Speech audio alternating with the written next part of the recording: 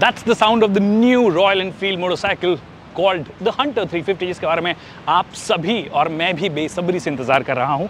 अब इसका साउंड सुन के, एग्जॉस्ट नोट सुन के आपको लग रहा होगा कि ये तो क्लासिक 350 जैसी लगती है या फिर मीटियोर के जैसा साउंड है।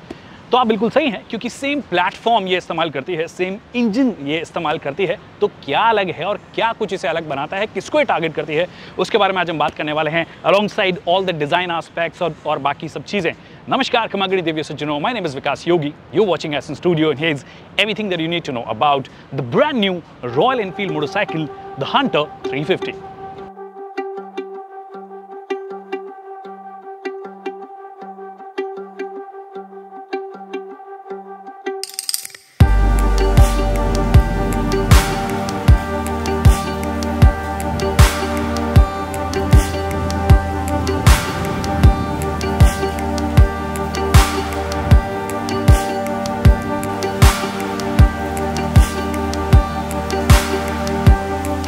So how does it look? Does it look similar to the classic 350 या फिर आपकी जो मीटियोर है उसके जैसी? बिल्कुल नहीं। मेरे को लगता है कि इन दोनों के बीच में से पोजीशन किया जाएगा, इसीलिए थोड़ा ये गए हैं रोडस्टर स्टाइल।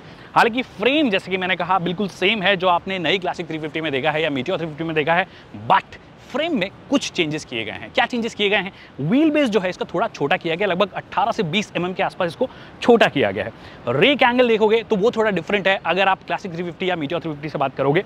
और ये वेट जो है थोड़ा श्रेड करती है, मतलब अगर आप क्लासिक 350 से कंपेयर करोगे तो लगभग 17 से 18 किलो इसका वेट कम है। That means this will be an easier motorcycle to ride. बाकी कैसी राइड में है नहीं है वो हम अपने राइड इंप्रेशन में बताएंगे, बट मोटे मोटे तौर पर मुझे डेफिनेटली इस कलर में ये अच्छी लग रही है। आपको कैसी लग रही है मुझे कमेंट सेक्शन में बता सकते हैं। स्पेशली ये पेंट स्कीम की अगर आप बात करोगे तो ब्लू व्हाइट पेंट स्कीम है, यहाँ पे रॉयल लिखा गया है, यहाँ रॉयल इनफील्ड लिखा गया है, यहाँ पे रॉयल इनफील्ड हंटर 350 लिखा गया है। There is absolutely no chrome, मतलब वो जो बोल्ट वोल्ट को आप छोड़ दो, उसके अलावा ऑल ब्लैक इसे रखा गया है।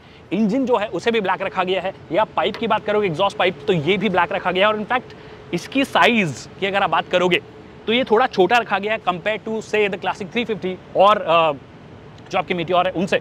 और ऑल ब्लैक होने की वजह से और मैट फिनिश होने की वजह से यहाँ पे भी मैट फिनिश आपको दिया गया है। ये एक अलग लुक, एक यंग लुक ये लेकर आए हैं। और इसकी वजह से एक और चीज़ कही गई है, ये जो आपका फुटरेस्ट है वो थोड़ा रेयर सेट है। मैं अगर बैठ के आपको बताऊं तो ये थोड़ा सा पीछे पोजीशन हुआ है, मीटियोर में थोड़ा सा और आगे है, क्लासिक में भी हल्का सा आगे है, तो वो थोड़ा चेंज हुआ है। दैट मीन्स थोड़ा सा स्पोर्टी स्टैंस इसे देने की कोशिश की है। हालांकि जो मैकेनिकल बिट्स हैं या फिर जो साइकिल पार्ट्स हैं गाड़ी के, वो बिल्कुल आपको सेम लगेंगे जो क्लासिक 350 और इन सब में नजर आते हैं। जैसे कि मैंने इंजन बोला 350 सीसी है, दैट मीन्स 20.4 bhp के आसपास की आपको पावर मिलती है, मतलब 20 bhp के आसपास की पावर मिलती है, और लगभग 27 न्यूटन मीटर का पीक टॉर्क मिलता है। और इंजन ट्यूनिंग में हमें नहीं पता कुछ चेंज हुआ नहीं हो, वो चलाने के बाद पता पड़ेगा, बट अभी के लिए एग्जैक्ट पीक पावर जो है और पीक टॉर्क है वो वही सेम RPM रेंज में आती है जो कि आपने क्लासिक 350 में भी देखा है और मीटियोर 350 में भी देखा है। बट क्योंकि इसका वेट कम है तो उसकी एडवांटेज फॉर श्योर आपको मिलने वाली है कि लगभग 15-18 किलो अगर आपने वेट कम किया है और व्हील बेस कम किया है तो ये ज़्यादा फ्लिकेबल होगी, ईजी होगी मनूवर करना। अब व्हील बेस का अगर आपको लॉजिक नहीं पता तो मैं आपको बता दूं कि जितना लंबा व्हील बेस होगा वो लॉन्ग राइड्स के हिसाब से ज़्यादा बेहतर कंफर्टेबल माना जाता है, छोटा होगा तो फ्लिकेबल होता है। बाकी और क्या चीज़ें हैं, वही टिपिकल रॉयल एनफील्ड फैशन में आपको हेडलैम्प जो है वो हैलोजन ही मिलती है। आज भी इसमें कोई LED नहीं दिया गया है। इनफैक्ट जो टर्न इंडिकेटर्स हैं वो भी आपको हैलोजन ही नजर आएंगे, येलो। हालांकि अगर आप इसे वाइट लेंस करना चाहें या क्लियर लेंस जिसे हम बोलते हैं वो करना चाहें तो एज एन एक्सेसरी आपके पास में वो चीज़ अवेलेबल है। बाकी सस्पेंशन जो है वही सेम टेलीस्कोपिक सस्पेंशन है, 41 mm के आपको सस्पेंशन मिलते हैं फ्रंट के। इसका जो ट्रैवल है, मतलब सस्पेंशन कितना ट्रैवल करेगा उसकी अगर आप बात करोगे तो लगभग 130 mm के आसपास का ट्रैवल है। आई थिंक ये सेम हो गया जो इसकी दोनों कजिन्स में मिलता है। फिर रियर में आपको वही ट्विन शॉक्स मिलते हैं और ये 6 स्टेप एडजस्टेबल है, जो प्री लोड एडजस्टमेंट होता है वो आपको यहाँ पे मिलता है। उसके अलावा डिस्क ब्रेक एग्जैक्टली सेम जो आपको दोनों बाइक्स में मिलते हैं, मतलब 300 mm का फ्रंट में और लगभग 270 mm का डिस्क ब्रेक, मतलब अच्छे खासे बड़े साइज़ के हैं। तो जो सबसे बड़ा बदलाव आपको यहाँ पे नजर आएगा वो है टायर साइज का। ये 17 इंच के टायर्स हैं, फ्रंट की बात कर लीजिए या रेयर की बात कर लीजिए। ऑफकोर्स आपके पास में अलॉय व्हील का ऑप्शन है और स्पोक व्हील का भी ऑप्शन है, जो इसके दो वेरिएंट्स है बेसिकली, मेट्रो होगा और एक रेट्रो होगा। रेट्रो में आपको स्पोक व्हील्स मिलेंगे पर वो ट्यूबलेस नहीं होंगे, यहाँ पे ट्यूबलेस टायर्स आपको दिए गए हैं। और 110/70 सेक्शन, पीछे वाला 140/70 सेक्शन, तो मतलब मीटियोर ले लीजिए या फिर क्लासिक ले लीजिए, दोनों से डिफरेंस है। अब राइड क्वालिटी ये कैसे ऑफर कर पाते हैं नहीं कर पाते वो हमें बाद में पता पड़ेगा जब हम चलाएंगे, बट ओवरऑल ये जो मोटे मोटे चेंजेस हैं वो इसे एक डेफिनेटली रोडस्टर वाला लुक देते हैं। सिंगल सीट आपके लिए दी गई है, इट्स अ सिंगल सीट। वो हमने जो क्लासिक में देखा है कि एक पैडेड सी बहुत ही कंफर्टेबल सी सीट आपको दी जाती है, सिंगल सीट, और फिर एक पीछे मतलब ट्विन सीट सेटअप होता है। यहाँ पे एक सिंगल सीट है, ठीक ठाक ब्रॉड है, पर क्या पिलियन के लिए कंफर्टेबल होगी वो पता नहीं है। ग्रैब रेट हैंडल्स आपको दिए गए हैं जो कि काफ़ी चंकी लग रहे हैं। इनफैक्ट बिल्ड की अगर आप बात करोगे तो overall over the years after मतलब एक प्रोडक्ट के बाद में अगला प्रोडक्ट रॉयल एनफील्ड को हमने इंप्रूवमेंट करते हुए देखा है, चाहे फिर आप स्विच गियर्स की बात कर लीजिए, लीवर्स की बात कर लीजिए, and all of that make sure that it is finished really well. हाँ ठीक है, कुछ कुछ जगह पे भी एक्सपोज पार्ट्स हैं, कुछ कुछ वायरिंग वाले, बट अगर इसकी प्राइसिंग सही हो जाती है तो आप बहुत सारी चीज़ें भूल जाओगे। प्राइसिंग के बारे में लास्ट में बात करेंगे, बट अभी आपको एग्जॉस्ट साउंड वैसे मैंने सुना दिया, अगर वापस सुनने का शौक हो तो मैं सुना देता हूँ आपको।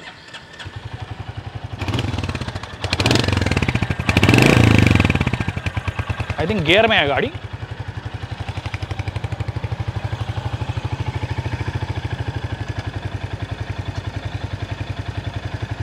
तो एग्जॉस्ट साउंड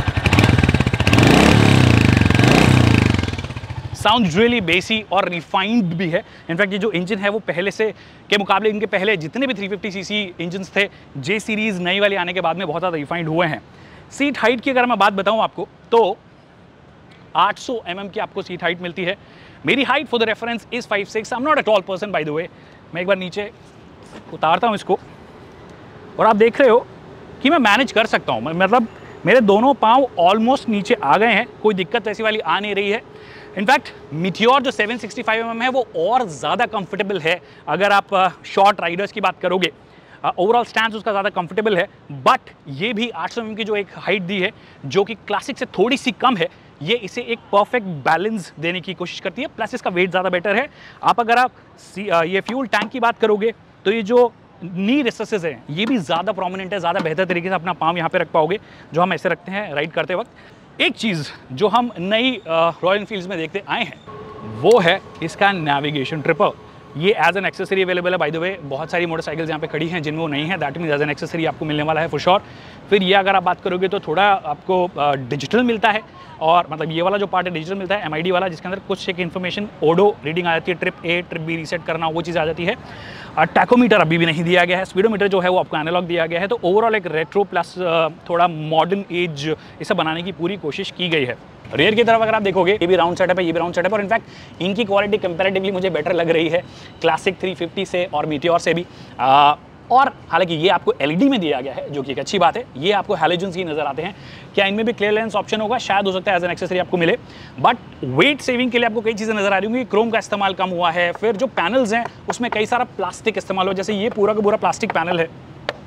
साइड में भी अगर आप देखोगे, थोड़ा सा साइड में आओगे, ये भी आपका प्लास्टिक है, प्लस व्हील बेस कम किया गया। तो ऐसे करके इन्होंने जो वेट सेविंग की है वो इस तरीके से की है, बट उसके बाद भी बिल्ड ओवरऑल मतलब ऐसा नहीं है कि अगर आप प्लास्टिक यूज़ करोगे तो आपकी बिल्ड क्वालिटी या फिर फिट एंड फिनिश लेवल्स खराब होंगे। इनफैक्ट आप ज़्यादा बेहतर कर सकते हो, अपने बहुत बार देखे बहुत मैन्युफैक्चरर्स में। बट ओवरऑल एक अच्छा कॉम्बिनेशन, जैसे कि ये इसमें आपको मेटल ही इस्तेमाल करना था तो मेटल ही इस्तेमाल हुआ है, वहाँ पे कोई कॉस्ट कटिंग नहीं है। यहाँ पे ऑफकोर्स फ्यूल टैंक जो है वो पूरा का पूरा अभी भी मेटल का ही बनता है, तो वो चीज़ है। बाकी बॉक्स स्टाइल आपका स्विंग आर्म आपको मिलता ही है, चेन ऑफकोर्स ड्रिवन है। ये गियर बॉक्स जो है वो आपको 5 स्पीड का ही मिलता है जो हम देखते आए हैं। अब बॉस वेट सेव हुआ है तो आपके दिमाग में क्वेश्चन आना ये लाजमी है कि क्या फ्यूल एफिशिएंसी इसकी बेहतर हुई है, बट थोड़ी ही बेहतर हुई है। एक आध kmpl की फ्यूल एफिशिएंसी का इजाफा है, 36 kmpl के आसपास ये लोग क्लेम कर रहे हैं, तो रियलिस्टिकली आप उम्मीद लगा सकते हो कितनी ड्रॉप आती है।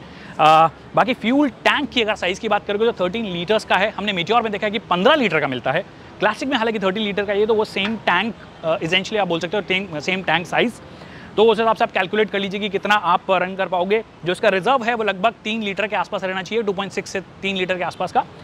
और एक चीज़, क्योंकि इसको स्पोर्टी तरीके से इन्होंने पोजीशन किया है तो इंजन की ट्यूनिंग भी उस हिसाब से हमें लगता है कि एक फ्लैट टॉप कर्व जो कि इनकी निशानी है, ऑफकोर्स लॉन्ग स्ट्रोक इंजन आप ये देते ही हैं, स्ट्रोक रेशियो इसमें थोड़ा लंबा होता है, वो वाली होगी तो थोड़ा सा कंफर्टेबल भी होगी, प्लस स्टैंस थोड़ा सा स्पोर्टी है। तो कहीं ना कहीं एक मिक्स करने की इन्होंने कोशिश की है। टॉप स्पीड इसकी 114 kmph के आसपास की होगी। प्राइसिंग के बारे में हमें नहीं पता है, बट हमें लगता है, और जो खबरें हैं मार्केट में, वैसे खबरों का भरोसा भी कर सकते हो, नहीं भी कर सकते हो, कि सब तरीके की आती है, बट हमें लगता है कि अगर ये एंट्री लेवल मोटरसाइकिल हो जाती है उन लोगों के लिए जो रॉयल एनफील्ड यूनिवर्स में एंटर करना चाहते हैं, क्लासिक से नीचे कुछ चाहते हैं, तो उनके लिए आई थिंक ये एक अच्छा ऑप्शन हो सकता है। एंड आई होप कि ये लोग 15,000 के आसपास उसे अंडरकट कर देते हैं, क्योंकि वो मुश्किल है, क्योंकि ऑलमोस्ट सारी चीज़ें जो आपको क्लासिक में मिलती है वो सब यहाँ पे मिलता है, बट फिर भी अगर ये अंडरकट कर दें तो मज़ा आ जाएगा, एटलीस्ट इंट्रोडक्टरी प्राइस के हिसाब से। So that's it people on the royal Enfield Hunter 350, जिसके बारे में हम सभी बेसब्री से इंतजार कर रहे थे। आई होप आपको वीडियो पसंद आया होगा। वीडियो पसंद आया तो इसे लाइक करना और शेयर करना ना भूलिए। Thank you so much people for watching this video.